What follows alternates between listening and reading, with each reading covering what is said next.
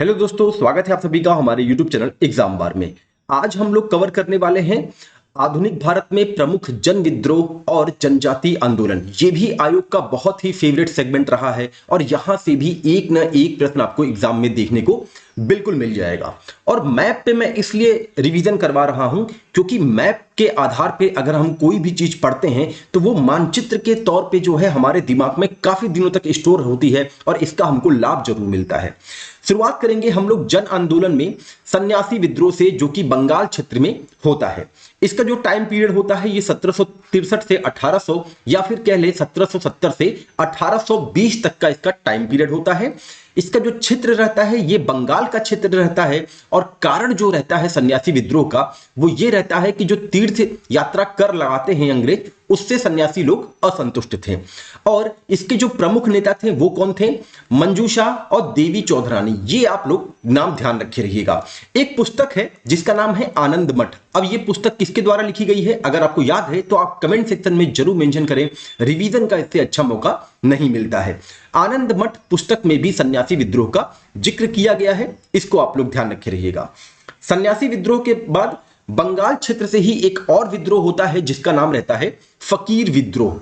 इसका जो time period होता है ये होता है 1776 से 77 के बीच में। और इसके जो प्रमुख नेता होते हैं वो मजमून शाह होते हैं, चिराग अली होते हैं, समर्थक भवानी पाठक और देवी चौधरानी होती हैं। ये आप लोग ध्यान रखे रहिएगा। और ये भी मूलतः धार्मिक आंदोलन था फकीर मुसलमानों के गुट के द्वारा, ये आप ध्यान रखे रहेंगे। अब हम चलते हैं उड़ीसा के क्षेत्र में। उड़ीसा के क्षेत्र में पाइक विद्रोह होता है और पाइक विद्रोह के जो नेता होते हैं वो बख्शी जगबंधु विद्याधर रहते हैं। इसको आप लोग ध्यान रखे रहिएगा। और कारण क्या होता है? कारण वही होता है अंग्रेजों द्वारा जो जबरन वसूली की जाती थी और साथ ही साथ भारतीयों का जो उत्पीड़न होता था। 1825 में पाइक विद्रोह का दमन कर दिया गया था। इसको आप लोग ध्यान रखे रहिएगा। देखिए, एक बेसिक कॉन्सेप्ट बनाइए। जितने भी विद्रोह या जनजाति आंदोलन हुए हैं वो तो सारे के सारे जो है ब्रिटिश के विरुद्ध ही हुए हैं। अब कोई जमींदारों के द्वारा किया गया था, कोई जो है जनजातियों के द्वारा किया गया था। तो यही सब जो है मतलब कि मुख्यतः उत्पीड़न ही एक मतलब कहीं ना कहीं से एक कारण होता है। अब हम बात करते हैं अहोम विद्रोह की। अहोम विद्रोह का जो क्षेत्र होता है वो असम वाला बेल्ट होता है, इसको आप ध्यान रखेंगे। और इसके नेता जो थे वो गोमधर कुंवर और रूपचंद्र कुनार थे। ये नाम आप ध्यान रखे रहिएगा। देखिए, आयोग जो है दो प्रकार से प्रश्न बना सकता है। या अगर उसको वो मतलब कि डायरेक्ट पूछना होगा वन लाइनर में तो कोई वो विद्रोह दे देगा और साथ ही वो आपसे पूछ लेगा कि इसका ईयर क्या था, वर्ष क्या था, या फिर वो किसके कार्यकाल में था, गवर्नर जनरल किसके कार्यकाल में वो विद्रोह घटित हुआ था। नहीं, अगर उसको थोड़ा सा आपको कंफ्यूज करना होगा तो वो लिस्ट 1 और लिस्ट 2 बना के दे देगा। एक तरफ विद्रोह दे देगा, दूसरी तरफ क्षेत्र दे देगा, या फिर ईयर दे देगा, या फिर उससे संबंधित नेता दे देगा। तो नेताओं के नाम को भी आपको याद रखना है। और इसका जो कारण था अहोम विद्रोह का वो ये कारण था कि जो अंग्रेज होते हैं वो बर्मा को अपने अधिकार क्षेत्र में ले लेते हैं और उसके साथ ही साथ जो है अहोम क्षेत्र को भी वो अपने अधिकार में लेना चाहते थे। इसीलिए अहोम जो है विद्रोह होता है, इसको आप ध्यान रखेंगे। अब हम चलते हैं पंजाब की ओर। पंजाब में होता है कूका आंदोलन। कई बार इससे प्रश्न बना हुआ है, इसको आप लोग ध्यान रखे रहिएगा। इसका जो टाइम पीरियड होता है ये 1840 से 72 के बीच में होता है और क्षेत्र पंजाब रहता है। नेता जो थे भगत जवाहरमल, बालक सिंह और राम सिंह कूका, ये इसके नेता होते हैं प्रमुख। इनका नाम आप ध्यान रखेंगे। और इसका जो मेन कारण था कूका आंदोलन का वो ये था कि सिख धर्म में व्याप्त बुराइयों को समाप्त करना, ये आप ध्यान रखेंगे। एक प्रश्न आता है कि राम सिंह कूका की मृत्यु कहां पे हुई थी? तो 1885 में रंगून में हुई थी। इसको आप लोग ध्यान रखे रहिएगा। और इन्होंने रामधारी आंदोलन भी चलाया था 12 अप्रैल 1857 को। ये भी ईयर आप याद रखेंगे। एग्जाम के पॉइंट ऑफ व्यू से ये सारे के सारे ईयर जो है इंपॉर्टेंट होते हैं। अब नेक्स्ट स्लाइड में चलते हैं और हम लोग बात करते हैं पागलपंथी विद्रोह की। पागलपंथी विद्रोह कहां हुआ था? ये भी जो है बंगाल में हुआ था। देखिए, सन्यासी विद्रोह, फकीर विद्रोह और पागलपंथी, ये तीनों जो है एक क्रम में हुए थे।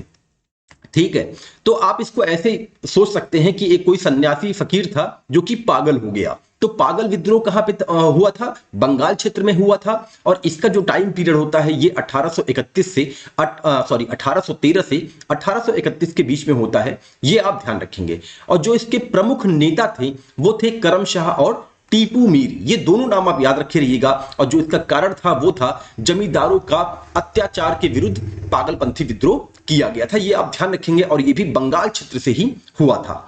बंगाल क्षेत्र का ही एक और आंदोलन था जिसका नाम था फराजी आंदोलन। इसका जो टाइम पीरियड था ये 1820 से 1858 के जो है बीच में था। ये भी क्षेत्र बंगाल का होता है और जो इसके नेता होते हैं वो होते हैं शरीयतुल्ला और दादू मीर। ये दो नाम आप याद रखेंगे, एग्जाम के पॉइंट ऑफ व्यू से इंपॉर्टेंट हो सकता है। इसका जो मेन कारण होता है वो होता है जमींदार द्वारा किसानों के शोषण के विरुद्ध जो है फराजी आंदोलन किया जाता है। और अंत में यही फराजी आंदोलन जो है वहाबी आंदोलन में मिल जाते हैं। वहाबी आंदोलन बेसिकली जो है ये मतलब बाहर का आंदोलन होता है, देश का आंदोलन नहीं होता, ये अरब क्षेत्र का एक आंदोलन होता है। इसके बारे में भी पढ़ लें। वहाबी आंदोलन का जो टाइम पीरियड होता है ये 1830 से 60 के बीच में होता है। जो इसके प्रवर्तक होते हैं मेन, उनका नाम होता है अब्दुल बहाव, जो कि अरब से थे। और भारत में जो इसके प्रवर्तक थे उनका नाम रहता है सैयद अहमद। ये आप ध्यान रखे रहिएगा।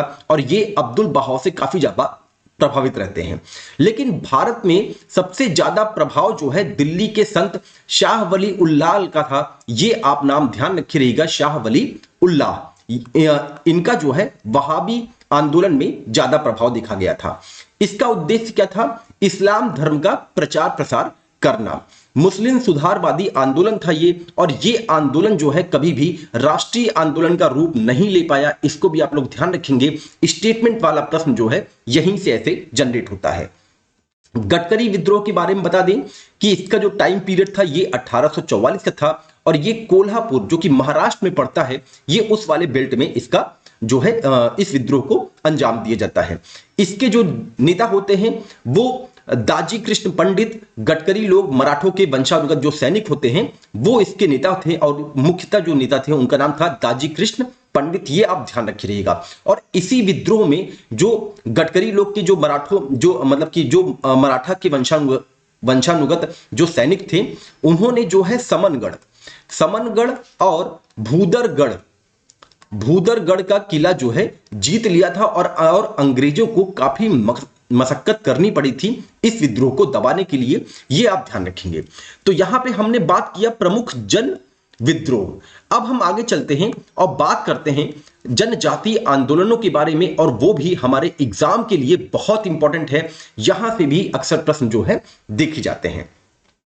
हम जो है शुरुआत करते हैं छोटा नागपुर विद्रोह से। ये जो है इसको कोलारी विद्रोह भी कहा जाता है। इसका टाइम पीरियड 1820 से 36 के बीच में होता है। और इसके जो नेता होते हैं वो कोलारी आदिवासी सरदारों द्वारा ये जो है किया जाता है। ये आप ध्यान रखे रहिएगा। कोल विद्रोह आता है एग्जाम में, ये बहुत ही इंपॉर्टेंट है। कोल विद्रोह जिसको लड़का विद्रोह भी कहा जाता है, इसका जो क्षेत्र होता है वो छोटा नागपुर पठार होता है। और टाइम पीरियड 1831 से 48 के बीच में होता है। और जो इसके प्रमुख नेता होते हैं वो बुद्धो भगत, जाओ भगत और गंगा नारायण, ये इसके प्रमुख नेता थे। इनका नाम भी आप लोग ध्यान रखे रहिएगा। अब बात करते हैं चुआर विद्रोह की। चुआर विद्रोह जो कि बंगाल में होता है। और ये सारे जनजातीय आंदोलन थे। अभी हमने जन आंदोलन देखा है और ये जो है जनजातीय आंदोलन है। तो प्रश्नों को आप लोग एग्जाम में एकदम ध्यान पूर्वक पढ़िएगा। ऐसे छोटे छोटे पॉइंट ही जो है एग्जाम में हम लोग को कंफ्यूज करते हैं। तो चुआर विद्रोह के बारे में हम लोग बात कर रहे थे। 1768 से 72 के बीच में इसका टाइम पीरियड होता है। और ये भी बंगाल के क्षेत्र में होता है। और इसके जो नेता होते हैं जगन्नाथ और दुर्जन सिंह होते हैं। इसका जो मतलब कि क्या होता है कि अंग्रेज जो है वो यहाँ पे जमीन जो है हड़प लेते हैं। चुआरों की जो जमीन होती है वो हड़प लेते हैं। उसी के विद्रोह में चुआर लोग क्या करते हैं कि चुआर लोग गुरिल्ला युद्ध नीति अपनाते हैं। इसको भी आप लोग ध्यान रखे रहिएगा। स्टेटमेंट के प्रश्न अगर बनाना होगा तो यहीं से बन सकता है कि किस विद्रोह में किस जनजाति विद्रोह में गुरिल्ला युद्ध नीति अपनाई गई थी। तो चुआर विद्रोह में अपनाई गई थी। ये आप लोग ध्यान रखे रहिएगा। भील विद्रोह एक्चुअली महाराष्ट्र के खानदेश पहाड़ियों का जो क्षेत्र होता है वहां पे ये जो है होता है। इसका टाइम पीरियड 1818 से 1921 के बीच का रहता है। ये भी आप ध्यान रखेंगे। पश्चिमी घाट महाराष्ट्र में ये होता है। और उसके जो नेता होते हैं वो दशरथ हरिया सेवाराम होते हैं। इसको आप लोग ध्यान रखे रहिएगा। एग्जाम के पॉइंट ऑफ व्यू से इंपॉर्टेंट होगा। पालीगीर विद्रोह ये जो है तमिलनाडु में होता है। इसका जो टाइम पीरियड होता है ये 1801 से 5 के बीच में होता है और जो इसके प्रमुख नेता थे उनका नाम था वी.आर. कट्टवामन, ये भी आप ध्यान रखेंगे। वेलुपंथी विद्रोह ये कई बार एग्जाम में आया है। इसका टाइम पीरियड 1808 से 9 के बीच में होता है। ट्रावनकोर केरल में इसका क्षेत्र होता है और जो इसके प्रमुख नेता थे वो थे वेलुथंपी। इसको आप लोग ध्यान रखे रहिएगा। मैं फिर से आप लोग को एक बार रिपीट कर दे रहा हूं कि अब क्या है कि आयोग ने अपना पैटर्न थोड़ा सा बदला है। कैसे? अब अगर उसको कोई भी विद्रोह देना होता है या फिर कोई भी ऐसी क्रांतिकारी घटना जो कि लगातार घटित हुई है 1920 से लेके आपका 1940 के बीच में, तो क्या करता है ना कि उसका ईयर नहीं देगा आपको। पहले तो वर्ष देता था, क्रम पूछता था, अब वो ईयर नहीं देता है। अब वो सीधे बोलता है कि इनको इनके काल क्रम के अनुसार लगाएं। तो आपको ईयर और नेता भी याद करना बहुत जरूरी है, इसको आप लोग ध्यान रखे रहिएगा। अब हम बात करते हैं खासी विद्रोह की। नाम से ही पता चल रहा है कहां पर इसका क्षेत्र होगा, असम और मेघालय में। इसका जो टाइम पीरियड था ये 1829 से 33 के बीच में था। इसके जो नेता थे तीरथ सिंह, मुकुंद सिंह, बार मानिक थे, ये आप लोग ध्यान रखे रहिएगा। त्रिपुरा विद्रोह होता है और ये इसका टाइम पीरियड 1863 का रहता है और जो इसके नेता होते हैं वो परीक्षित जमातिया होते हैं, इसको आप ध्यान रखेंगे। संथाल विद्रोह हमारे एग्जाम के लिए बहुत इंपॉर्टेंट है, ये कई बार पूछा गया है। इसका टाइम पीरियड आप लोग याद रखे रहिएगा, 1855 से 56 के बीच में होता है, बिहार और झारखंड वाले रेंज में। सिद्धू और कान्हू इसके जो है प्रमुख नेता होते हैं।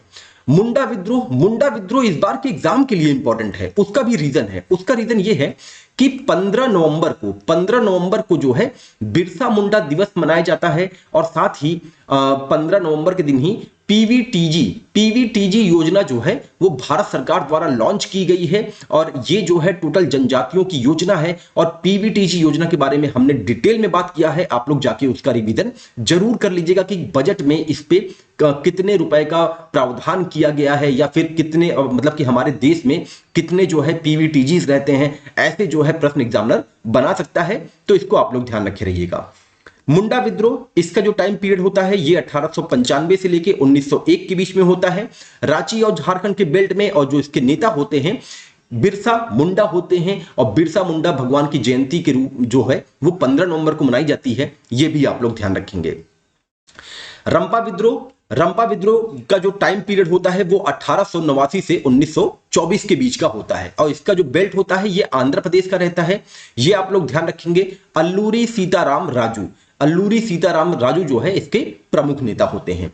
चेचू विद्रोह ये जो है 1920 के आसपास होता है, गुंटूर आंध्र प्रदेश में, और इसके जो नेता होते हैं वो वेंकट पैया होते हैं, ये भी आप लोग ध्यान रखे रहिएगा।